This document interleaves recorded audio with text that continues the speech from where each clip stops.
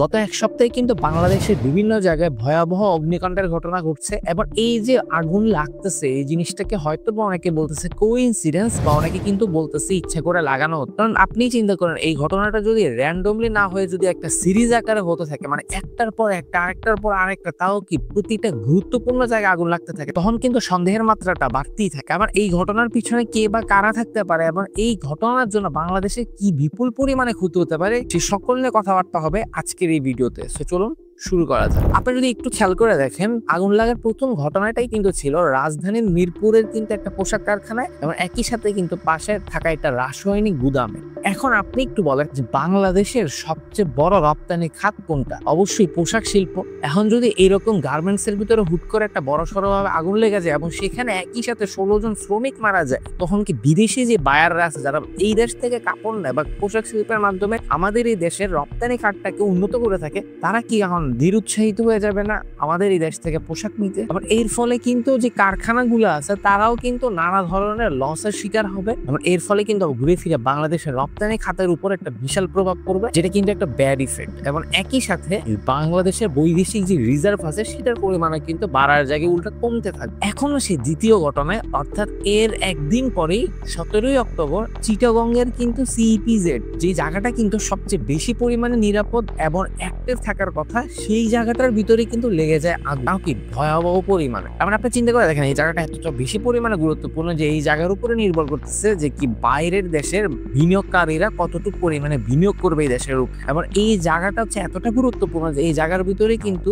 এত ইম্পর্টেন্ট যে জিনিসগুলো আছে যেগুলোই কিন্তু রপ্তানি করে বাংলাদেশের আয় হতো কোটি কোটি টাকা, এবং এই কোটি কোটি টাকার পণ্যই কিন্তু দূরে একবারে ছাই হয়ে যায়। আপনি চিন্তা করে দেখেন তাহলে কিন্তু বাংলাদেশের সাথে সাথে যারা বিনিয়োগ করতেছে বিনিয়োগকারীদের জন্য তো এই বাংলাদেশটা নিরাপদ স্থান হচ্ছে না, তাই না? এবং এই জায়গার যে পণ্যগুলো সেগুলো রপ্তানি করে যে বৈদেশিক আয় হতো সেই জিনিসটাও কিন্তু এখন আর হচ্ছে না। অর্থাৎ কি ঘুরে ফিরে সেই একই জায়গায়, অর্থাৎ বাংলাদেশের বৈদেশিক রিজার্ভের উপরে প্রভাব পড়তেছে, বাংলাদেশের রপ্তানি খাতের উপরে কিন্তু একটা ব্যাড এফেক্ট পড়তেছে। এরপরের ঘটনায় যদি আসে, এই ঘটনাটা আরো বেশি পরিমাণে ভয়াবহ। এবার এই ঘটনাটাই অনেক বড় আকারে প্রমাণ করে যে কি এই আগুন লাগানোর ঘটনাটা ইচ্ছাকৃত ভাবে করার সম্ভাবনাটাই বেশি। আবার এই ঘটনাটা নিয়ে একটু ডিটেইলসে কথাবার্তা বলবো আমি আজকের এই ভিডিওতে। সেটা হচ্ছে 18ই অক্টোবর বাংলাদেশের বিমানবন্দর শাহজালাল আন্তর্জাতিক বিমানবন্দরে লাগা ভয়াবহ আগুন নিয়ে। বিমানবন্দরের কার্গো পার্কে প্রথমে দুপুরের দিকে ছোট করে আগুন লাগে এবং সেই আগুনটা পরবর্তীতে ছড়াতে ছড়াতে পুরো একটা জায়গা পর্যন্ত পুড়ে যায় এবং বিশাল হাজার হাজার কোটি টাকার সম্পদের ক্ষতি হয়, যার মধ্যে বেশিরভাগই ছিল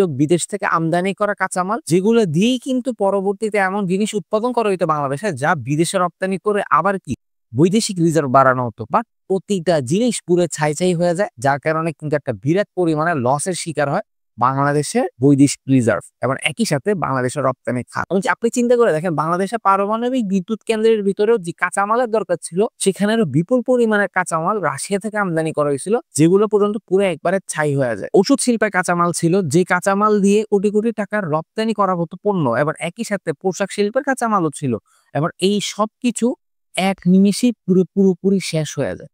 এর ঠিক পরের দিনে অর্থাৎ 19শে অক্টোবর আবার আগুন লাগার ঘটনা ঘটে এবং এই আগুনটা লাগে বাংলাদেশের সবচেয়ে বড় একটা ফার্মাসিউটিক্যাল কোম্পানি ইনসেপ্টা ফার্মাসিউটিক্যালসে, যে প্রতিষ্ঠানটি বিশ্বের প্রায় 100টিরও অধিক দেশে ওষুধ রপ্তানি করত। এবং বলা হইতেছে কি পুরো ইনসেপ্টা ফার্মাসিউটিক্যালের যেই পার্টে বা যেই অংশে আগুনটা লাগছে সেই অংশের ভিতরে যে ওষুধগুলো উৎপাদন করা হইতো সেগুলোর একটা বড় অংশই কিন্তু বিদেশে রপ্তানি করা হইতো। তো ঘুরে ফিরে আবারও সেম প্যাটার্ন, বাংলাদেশের রিজার্ভ কমানোর চেষ্টা করা হচ্ছে এবং বাংলাদেশের রপ্তানি খাতে বিপুল পরিমাণে আঘাত হানার চেষ্টা করা হচ্ছে। আর যেখানে এইসব অগ্নিকাণ্ডের ঘটনা ঘটছিল সেখানে কিন্তু আবার বঙ্গোপসাগরে বাংলাদেশের একটি জাহাজ, যেটার ভিতরে কিন্তু রপ্তানির প্রায় কয়েক টন জিনিসপত্র ছিল, সেই পুরোটা বিশাল বড় একটা জাহাজ ডুবে যায় এবং সেই সাথে এই পণ্যগুলো কিন্তু তলিয়ে যায় সাগরের মধ্যে। তো আপনি যদি একটু খেয়াল করে দেখেন এতক্ষণ পর্যন্ত যে পার্টে পার্টে প্রতিটা ঘটনা বললাম, প্রতিটা পার্টের লাস্টে কিন্তু ঠিক একই কথাই আসতেছে এবং কথাটা পুরোপুরি ভাবে মিলে যাচ্ছে যে ক্ষতি হচ্ছে কিন্তু বাংলাদেশের রপ্তানি খাতে এবং বাংলাদেশের বৈদেশিক রিজার্ভ কমানোর চেষ্টা করা হচ্ছে। আবার এর কারণে কিন্তু বাংলাদেশের উপর বিদেশি বিনিয়োগকারীরা বলেন, বিদেশি বায়াররা বলেন বা বিদেশি অন্য কিন্তু কোম্পানিদের আস্থাটা কিন্তু পুরোপুরি ভাবে নষ্ট করে দেওয়া হচ্ছে। আবার একই সাথে দেশটাকে কিন্তু অস্থিতিশীল করার চেষ্টাও করা হচ্ছে। প্রশ্ন আসতে পারে এই জিনিস জিনিসটা করলে বেসিক্যালি কাদের লাভ? এখন কিন্তু আপনি যদি একটু চিন্তা করে দেখেন, এই জিনিসটা যদি ঘটে তাহলে কিন্তু সরকার যারা আছে এখন বর্তমানে তাদেরও লাভ আছে, এবং যাদেরকে ক্ষমতাচ্যুত করা হয়েছে তাদেরও কিন্তু বিশাল পরিমাণে একটা লাভ আছে। কিভাবে লাভ আছে আর কি লাভটা আছে সেটাও কিন্তু এখন বিস্তারিতভাবে আলোচনা করব। তো এই যে আগুন লাগার ঘটনাটা যে পর্যায়ক্রমে ইচ্ছা করে লাগানো হচ্ছে, সেটার বড় একটা উদাহরণ হচ্ছে কিন্তু শাহজালাল আন্তর্জাতিক এয়ারপোর্টে যে আগুনটা লাগছে তার কয়েকটা ঘটনা থেকে। কারণ কি সেখানে মানুষ হতে শুরু করে, নানা এমন জিনিস চোখে পড়ে যে জিনিসগুলো কিন্তু ইজিলি ইঙ্গিত দিচ্ছে যে কি না, এখানে কিন্তু কাকতালীয় ভাবে আগুন লাগে নাই, বরং কি প্যাটার্নে ইচ্ছা করে আগুন লাগানো হচ্ছে। এবং একই সাথে এর কারণে সরকার পক্ষে থেকে যে ইন্টারিম গভর্নমেন্ট আছে তাদের কি কি পরিমাণে লাভ হইতে পারে সেই জিনিসটারও কিন্তু একটা ডিটেলস ভিডিও পরবর্তীতে খুবই শীঘ্রই আনা হবে, 2 থেকে 3 দিনের মধ্যে। আপনি যদি ওই ভিডিওটা দেখতে চান অবশ্যই সাবস্ক্রাইব করবেন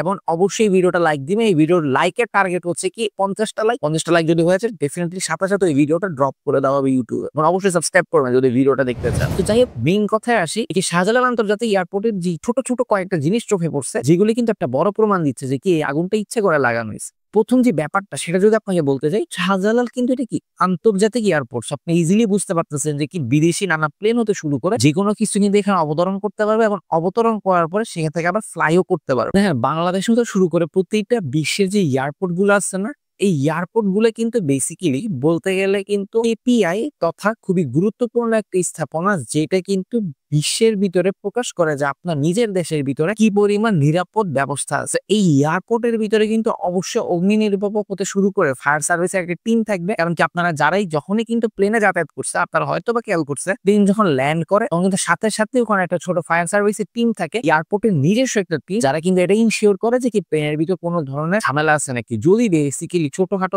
কোনো আগুনও লাগে সেটা যাতে মিনিটের মধ্যে শেষ করে দেওয়া হয়, অর্থাৎ আগুন নিভায় দেওয়া হয়, সেই জন্য কিন্তু তারা সারাক্ষণই উপস্থিত থাকে।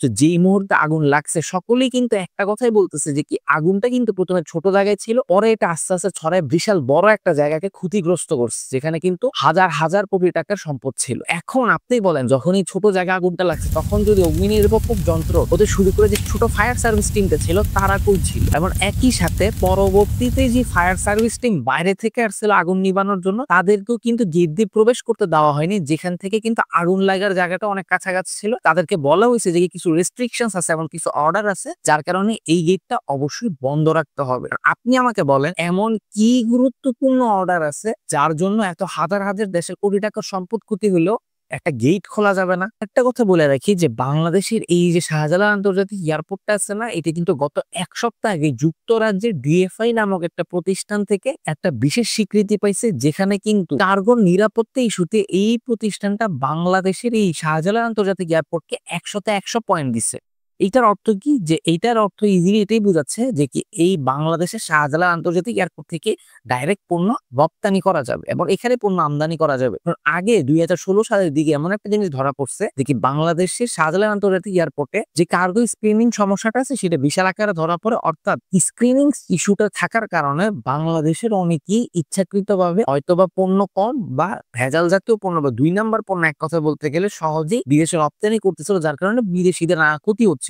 এমন ওই প্রবলেম হওয়ার পরে থেকে বাংলাদেশকে যদি কোনো কিছু রপ্তানি করাতে হয় প্রথমে সেই জিনিসটা ইন্ডিয়াতে নিয়ে যেতে হয়, এবার ইন্ডিয়াতে স্ক্রিনিং করানোর পরে সেখান থেকে বিশ্বের নানা দেশে রপ্তানি করতে হয়। এখন গত যে সরকার ছিল সেটা পালানোর পরে কিন্তু ইন্ডিয়া বেসিক্যালি ক্ষেপে এক প্রকার বলতে গেলে বাংলাদেশের যে ওখানে যে কার্গো স্ক্রিনিং করাতো সেটা কিন্তু পুরোপুরি অফ করে দিচ্ছে, যার কারণে কিন্তু বাংলাদেশ একটা ক্ষতির সম্মুখীন হতে যাচ্ছিল। কিন্তু বাংলাদেশ নিজেকে এতটা পরিমাণ উন্নত করে ফেলছে এই অল্প কয়েকদিনে, যার জন্য ইজিলি কিন্তু এই জিনিসটা এখন বাংলাদেশে করা সম্ভব হচ্ছিল, এবং ডিএফআই 100তে 100 পয়েন্ট দেওয়ার কারণে এখন কিন্তু জিনিসটা এমন দাঁড়াইছে যে কি আমরা আমাদের এয়ারপোর্ট থেকে পণ্য রপ্তানি করতে পারবো, এবং একই সাথে আশেপাশে যেসব দেশে কি ইন্ডিয়া নিষিদ্ধ করে রাখছে তারাও যদি কোনো কিছু রপ্তানি করতে চায় আমাদের শাহজালাল আন্তর্জাতিক এয়ারপোর্টের এই কার্গো স্ক্রিনিং এর মাধ্যমে ইজিলি রপ্তানি করতে পারবে। বাট কি হলো, 1 সপ্তাহের মাথায় আগুন লাগে কিন্তু ইমেজটা খারাপ করে দেওয়া হলো। ভিতরে যে আগুনটা ছিল সেটা কিন্তু প্রথমে ছোট জায়গায় লাগে, 30-40 মিনিটও মানুষ না যাওয়ার কারণে সেই আগুনটা ছড়ায়, এত বিশাল পরিমাণের ক্ষতি হয়। আর আরেকটা বড় কথা হচ্ছে যে কি এই আগুন লাগার ঘটনাটা কিন্তু ঘটছে শনিবারে, এবং এর আগে অর্থাৎ শুক্রবারে কিন্তু কার্গোর মাল খালাসটা বন্ধ ছিল। সো স্বাভাবিকভাবেই 2 দিনে কিন্তু প্রচুর মালামাল জমা হয়েছিল, যা সবকিছুই পুরো ছাই হয়ে যায়। এখন এখানে সবচেয়ে বেশি পরিমাণে লাভ কার হতে পারে? প্রথমত সরকারে যারা আছে অর্থাৎ ইন্টারিম গভর্নমেন্টে বা যারা ক্ষমতাচ্যুত সরকার ছিল বা যে ক্ষমতাচ্যুত দল ছিল তাদের লাভ হইতে পারে। প্রথমে যদি ক্ষমতাচ্যুত দলের কথায় আসি, তাদের লাভটা এইভাবেই হইতে পারে যে কি এইসব নানা ধরনের আগুন লাগানোর মাধ্যমে তারা দেশের মধ্যে প্রথমত অস্থিতিশীল অবস্থা সৃষ্টি করতে পারে এবং দ্বিতীয়ত জনগণকে এই জিনিসটা বুঝাতে পারে যে কি দেখো আগে আমরা যখন ছিলাম তখনই তোমরা ভালো ছিলে, আমরা নাই দেখা দেখো কি একটা বিশাল পরিমাণে বিশৃঙ্খলার সৃষ্টি হইতেছে আমাদের দেশ, আমাদেরকে আবার ফিরে আন।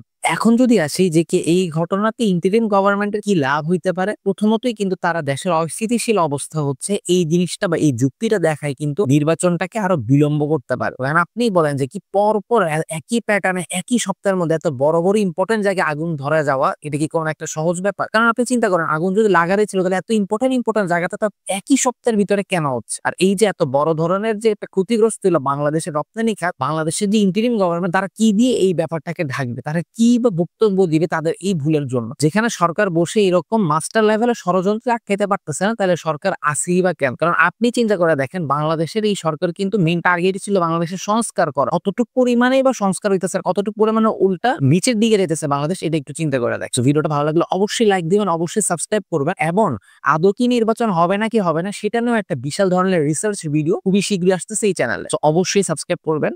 দেখা হবে পরবর্তী ভিডিওতে। আর এই ভিডিওর টার্গেট কিন্তু 50 লাইক। অবশ্যই 50টা লাইক দিবা, সাথে সাথে ওই ভিডিওটা ড্রপ হয়ে যাবে। আল্লাহ হাফেজ।